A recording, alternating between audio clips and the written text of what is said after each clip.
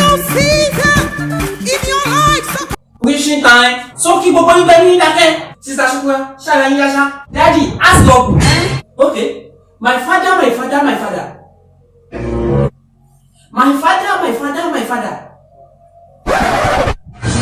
Pastor Juan, can't you talk? Shara, can you know that Pastor Juan, it's like going to in fact, anybody do what she have in my blood.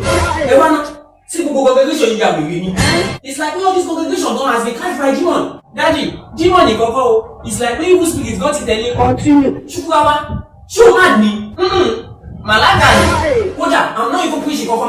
Choir, give us a praise song.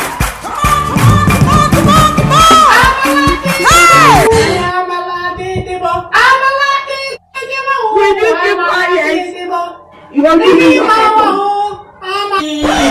shut up! It's like when you are mad. You can't even come better food like in your home.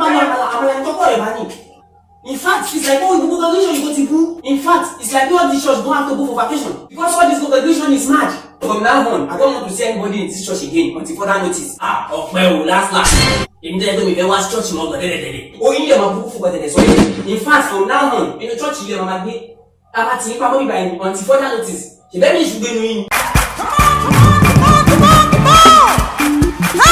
PraiseZion.com. It's a new season in your life, so come on and believe it.